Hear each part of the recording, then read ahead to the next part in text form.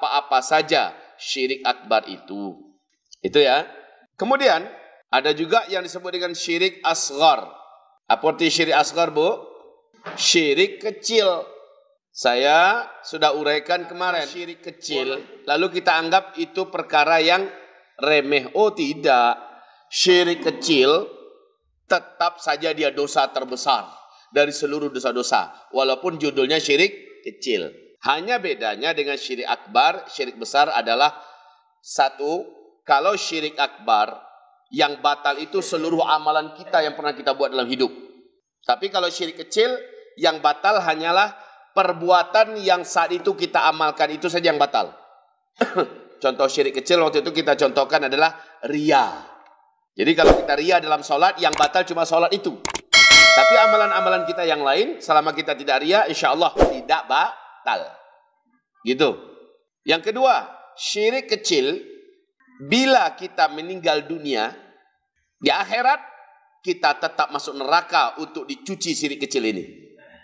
Tapi bedanya kalau syirik besar, syirik akbar, kalau orang masuk neraka, kekal di neraka selama-lamanya. Kalau syirik kecil, setelah dia masuk neraka, bagaimana berikutnya Pak, Bu? Dia ada kesempatan, ada peluang untuk dikeluarkan lagi dari neraka, dicuci dengan telaga Nabi Muhammad SAW, dan akhirnya dimasukkan ke dalam surga. Masih ada harapan. Syirik kecil masih ada harapan untuk diselamatkan dari neraka. Ketiga, syirik akbar tidak ada yang bisa menolongnya. Syirik akbar tidak ada yang bisa menolongnya. Dia kekal di neraka. Seperti yang saya uraikan tadi, walaupun Nabi Muhammad yang datang menolong, Allah tidak mau terima syafaat Nabi untuk menolong orang yang melakukan syirik akbar. Sementara syirik asghar masih ada kemungkinan bisa ditolong oleh orang lain. Mungkin anak kita yang ulama, karena setelah Nabi yang paling mulia di muka bumi hanyalah para ulama. Ya. Nah, Bapak Ibu, pelaku syirik kecil masih bisa ditolong. Gitu ya. Yang keempat tadi, kalau syirik akbar, kalau sudah masuk neraka, kekal di neraka selama-lamanya. Sementara pelaku syirik kecil, pasti dia akan keluar dari neraka Allah Subhanahu wa Ta'ala. Baik, secara ringkas, saya sudah ulangi tentang atau sudah lakukan flashback tentang pembahasan berkaitan dengan mukaddimah syirik. Sekarang, yuk kita bedah satu-satu. Apa syirik akbar itu? Ya, macam-macamnya apa saja? Silakan lihat ke papan tulis. Bismillah.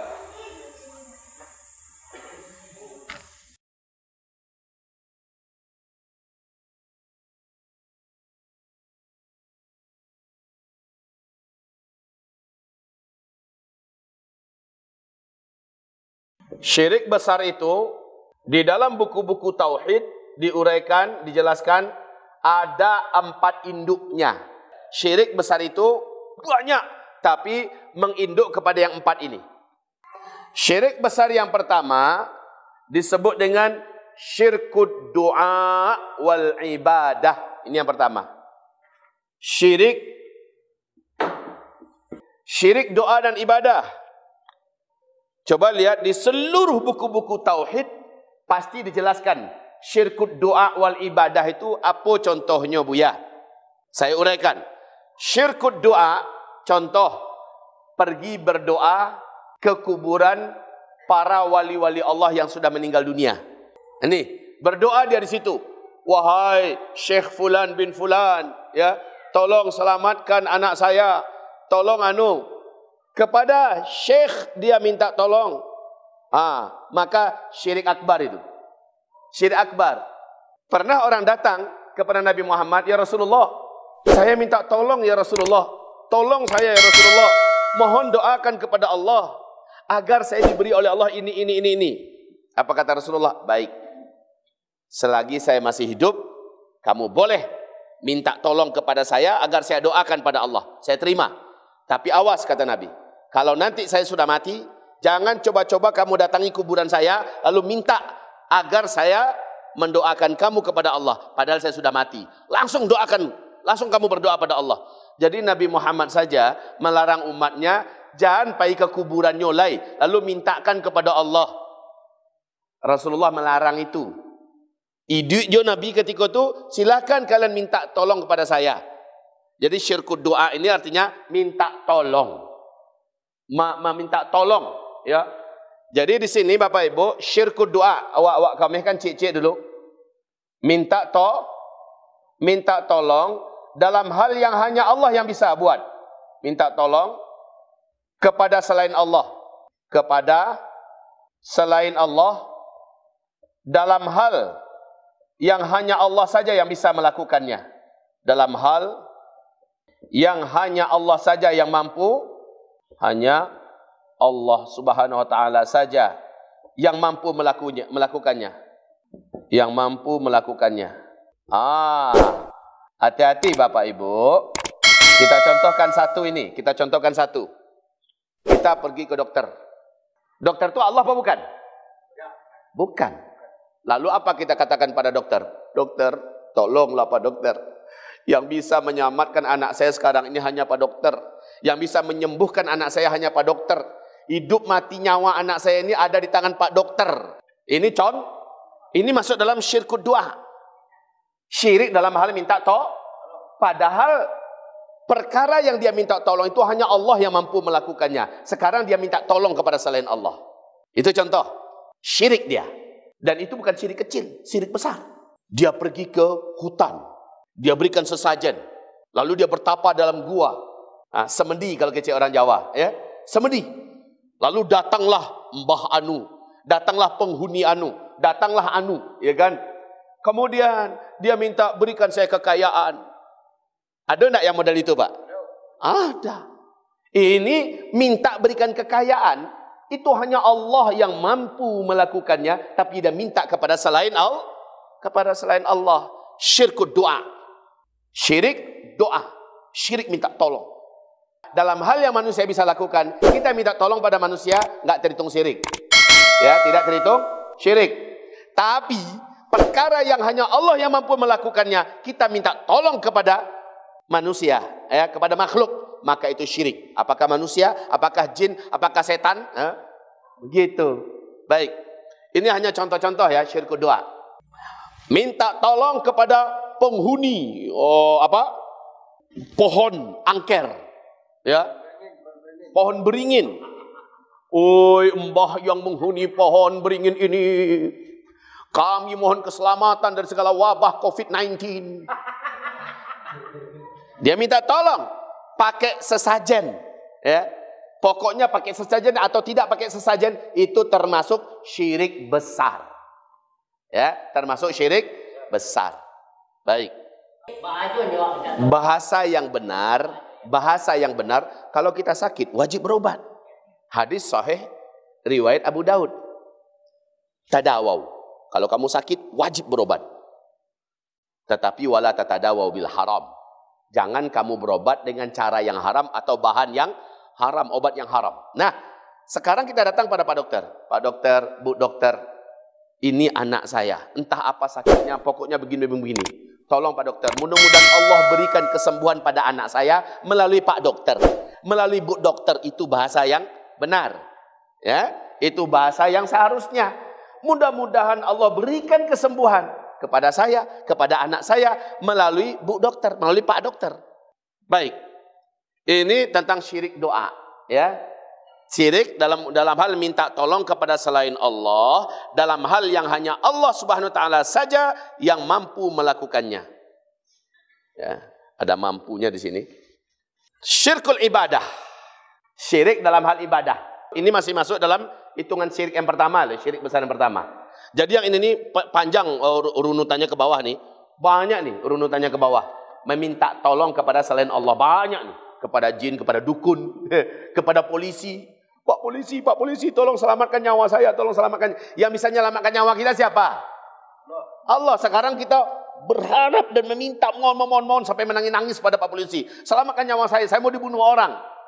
Ayo, kita lihat orang awam, jauh dari pengajian, dan juga malas ngaji. Kadang-kadang jatuh nggak ke dalam perang yang macam ini? Iyalah. Ini yang saya khawatirkan. Kenapa khawatir Ustaz? Ini bukan perkara kecil. Ini dosanya dosa besar. Tapi karena nggak ngaji, akhirnya dia nggak tahu. Lalu terlakukan oleh yang bersangkutan. Sampai mati, dia tidak merasa bersalah. Tahu-tahu di akhirat, mana amalku ya Allah? Tidak ada. Ya Allah, aku dulu haji, aku dulu umrah. Ya, tapi engkau syirik. Kau dulu minta tolong kepada selain aku dalam hal yang hanya aku yang bisa buat. Bagaimana? Wahai Bapak Ibu, makanya ngaji itu wajib. Ngaji itu wajib. Belajar macam ini wajib. Mumpung masih ada ulama yang mampu dan bisa menjelaskan, duduklah bersamanya. Dengarkanlah nasihat-nasihat kajiannya. Oke, ini tentang syirik doa ya.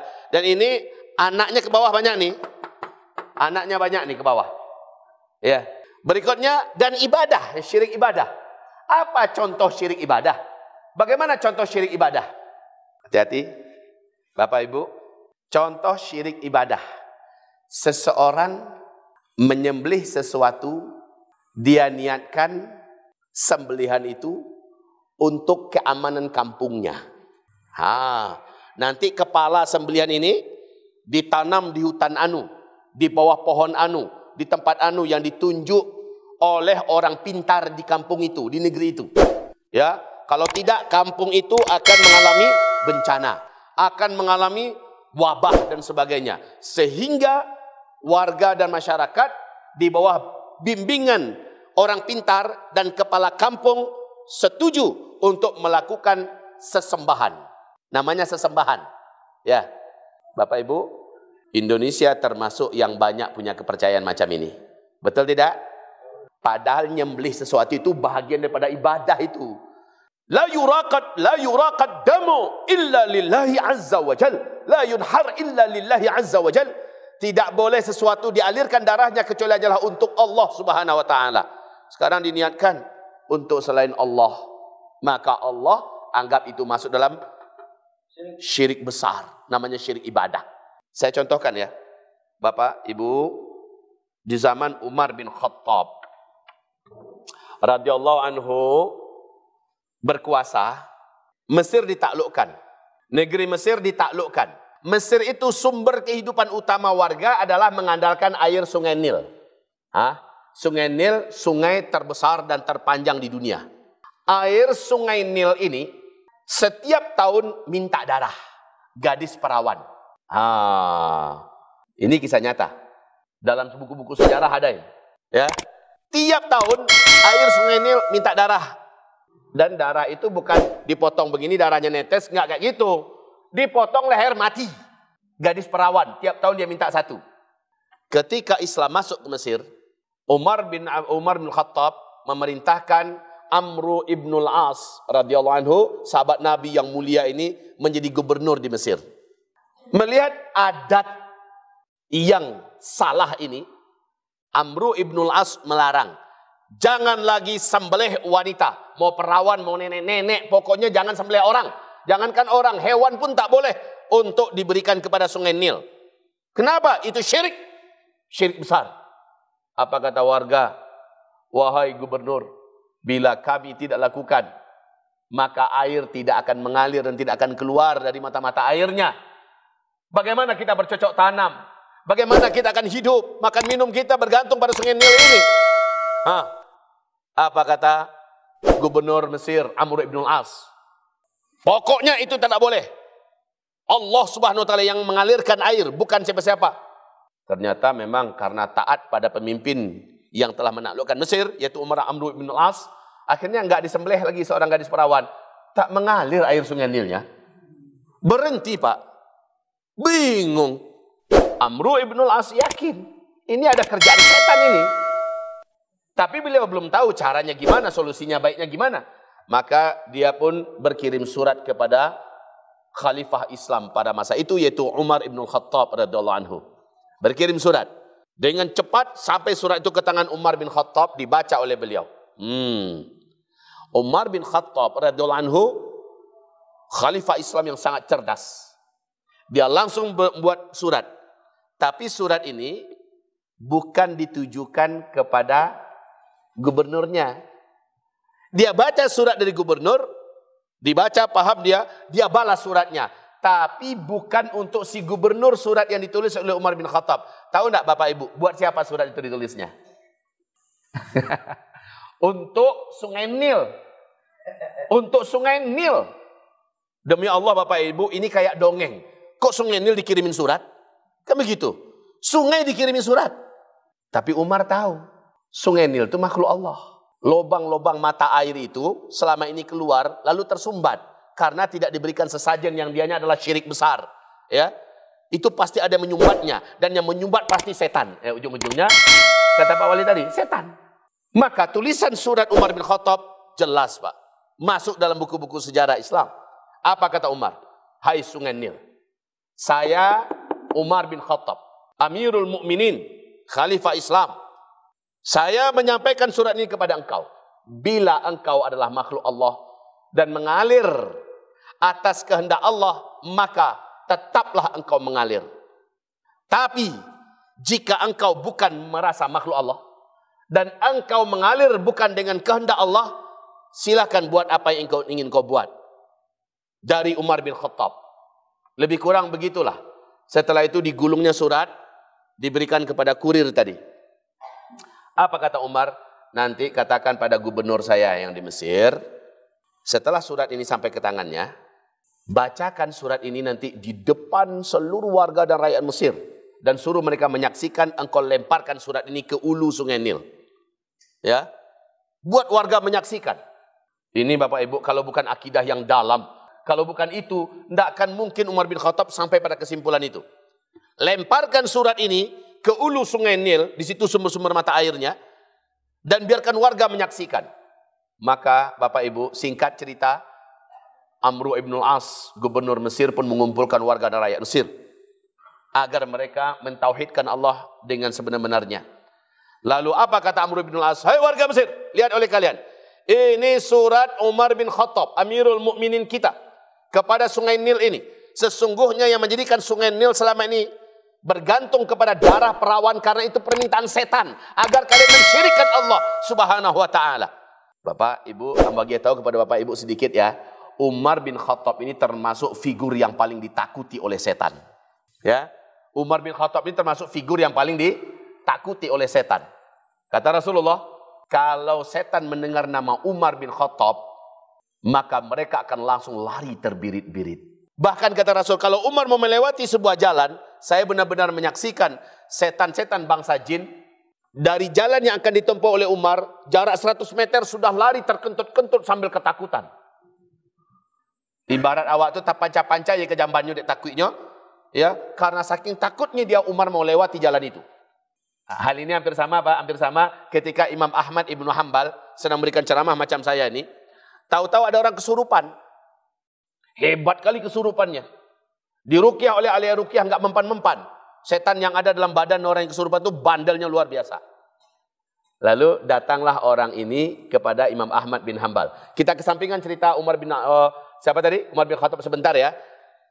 Lalu Imam Ahmad bin Hanbal ini adalah imamnya para ahli hadis. Salah satu di antara imam yang menciptakan mazhab. Ya. Baik Bapak Ibu yang kami muliakan, Imam Ahmad bin Hanbal sedang ceramah. Apa kata keluarga? Keadaannya sedang genting, sedang ngamuk-ngamuk, sedang bahaya. Harus ditolong Buya. Apa kata beliau? Maaf, saya sedang ceramah, nanti saja. Saya sedang ceramah, nanti saja. Karena didesak, ini ada dua riwayat. Satu riwayat mengatakan dia berikan salah satu sendalnya. Riwayat yang lain mengatakan dia buka salnya. Serahkan, bawa sal ini. Di riwayat yang lain, bawa sendal ini. Tunjukkan kepada orang yang kesurupan itu. Katakan kepada setan yang ada di tubuhnya. Kamu tahu ini milik siapa? Kamu tahu ini sendal siapa? Atau ini sal siapa? Ini adalah miliknya Imam Ahmad bin Hanbal. Kalau kamu tidak keluar, dia yang akan langsung datang menangani kamu kemari. Maka seluruh orang menjadi saksi ketika sendal atau syal itu dikasih lihat dan dikasih tahu kepada setan yang ada di tubuh orang itu. Ini miliknya Imam Ahmad bin Hanbal. Langsung sadar orang itu Pak. Langsung lari ngacir setannya. Jadi orang-orang yang tauhidnya benar-benar lurus. Orang yang akidahnya betul-betul mantap. Ya, ini setan-setan pun takut kepadanya Bapak Ibu. Oke, kita kembali kepada cerita Umar bin Khattab tadi. Ya, di mana gubernurnya akhirnya melemparkan Bismillahi, Allahu Akbar. Bapak, Ibu, jatuh surat itu terbentang langsung. Ya, terbentang langsung. Tahu enggak Bapak Ibu apa yang terjadi? Allahu Akbar. langsung lubang-lubang mata air itu muncrat airnya seperti seharusnya. Besar-besar muncrat mata airnya. Dan mulai mengalir lagi air. Ya. Jadi Bapak Ibu, apa pernyataan dari para sahabat-sahabat Nabi? Ini syirik. Kan begitu. Itulah yang disebut dengan syirik ibadah. Ini saya kasih contoh saja. Apa contoh syirik ibadah itu? Nah, itu contohnya. Ya. Melakukan satu amalan yang seharusnya untuk Allah, ternyata dia niatkan bukan untuk Allah. Menyembelih dan memberikan sesajen. Itu contoh ya. Contoh yang lain apa? Saya yakin Bapak Ibu bisa. Banyak tuh contoh di bawah itu yang berkaitan dengan ibadah. Dan ternyata adalah hak Allah, tapi kita berikan kepada selain Allah. Makanya Bapak Ibu, ketika pembahasan kita masuk dalam syirik kecil, maka syirik ibadah yang tersembunyi, ini syirik kecilnya. Allahu Akbar. Tapi hatinya bukan Allah yang dia tuju. Hatinya meminta pujian dan sanjungan dari orang-orang yang ada di sekitarnya. Maka kalau dia terang-terangan, solatku ini adalah untuk presiden. Jelas itu syirik ibadah itu. Jelas itu syirik ibadah. Tapi kan kadang dia diam. Gayanya selalu untuk Allah gitu kan. Tapi ternyata niatnya adalah untuk calon mertua. Ini syirik besar. Tapi maaf, yang ria, kan ria tadi itu. Kalau dia nyatakan dan dia nampakkan dia sujud kepada sang presiden, syirik ibadah itu. Karena sujud hanyalah untuk Allah. Sekarang ke presiden dia sujud. Makanya dalam Islam apapun gaya sujud selain kepada Allah tidak boleh. Walaupun itu sudah menjadi budaya dan adat suatu daerah tertentu. Ayo, ada enggak contoh yang lain? Ada enggak contoh yang lain? Banyak ini contohnya Pak, Ibu. Puasa. Sekarang ternyata puasanya bukan lagi puasa untuk Allah Subhanahu wa taala. Tapi puasanya apa? Supaya dapatkan kesaktian. Ada enggak seperti itu orang buat? Ternyata niat puasanya bukan Allah. Ya, dan dia sendiri terang-terang mengatakan, kalau ingin dapat kesaktian, ilmu kebal, harus selama 40 hari, 40 malam. Tidak boleh ini, tidak boleh ini, tidak boleh, tidak boleh. Puasa itu urusan ibadah. Sekarang ibadahnya bukan untuk mendapatkan Allah, tapi dia mendapatkan ilmu kesaktian. Maka ini masuk dalam syirik ibadah. Hati Bapak Ibu. Kalau ada amalan-amalan tertentu, lakukan ini supaya ini, lakukan ini. Tidak bisa. Kecuali ada bimbingan dari Rasulullah. Umpamanya kalau kamu pengen kaya, maka bacalah surat ini, surat ini. Setiap malam ini ada hadisnya sahih, kita lakukan. Tidak apa-apa Pak. Karena yang kita baca adalah ayat-ayat Al-Quran. Dan yang kita minta mengayakan kita melalui Al-Quran yang kita baca adalah Allah. Sementara orang tadi tidak. Dia melakukan ritual puasa. Sementara ritual puasa itu dia harapkan kekuatannya. Dia harapkan kesaktiannya muncul kepadanya. Bukan Allah. Ustadz, kalau dari Allah kita minta tapi dengan cara begitu bagaimana Ustadz? Lain lagi kajiannya itu. Ya, pertanyaannya, kalau memang itu ada, kenapa Nabi tidak buat? Sehingga harusnya pada Nabi itu kebal. Dengan cara puasa 40 hari, Nabi lakukan sehingga bisa dicontoh oleh umatnya. Tapi kenapa Nabi tidak buat? Berarti ini disebut dengan bid'ah. Disebut dengan bid'ah. Mengarang-arang amalan untuk mendapatkan sesuatu yang Nabi tidak mencontohkannya. Di situ pembahasannya bukan kesyirik lagi itu. Bukan kesyirik. Yang pembahasannya kesyirik adalah kalau yang dia tuju bukan Allah, tetapi kekuatan tertentu, maka saat itu dia melakukan syirik ibadah. Namun kalau yang dia tuju tetap Allah, saya ingin Allah memberikan saya kekebalan, tapi dengan cara saya pakai puasa 40 hari untuk minta kekebalan dari Allah. Dia tidak jatuh pada syirik, tapi jatuh pada bid'ah, mengarang-arang amalan yang tidak dicontohkan dan diajarkan oleh Rasulullah. Ya, baik. Saya cukupkan sampai di sini. Mari kita tutup dulu dengan minta ampun kita pada Allah. Istighfar kita bersama-sama. Astaghfirullah, astaghfirullah, astaghfirullah. Tutup dengan membaca doa kafaratul majlis. Mari Bapak Ibu kita baca bersama-sama. Subhanakallahumma wa bihamdika asyhadu an la ilaha illa anta astaghfiruka wa atubu ilaik. Walhamdulillahi rabbil alamin. Barakallahu fikum.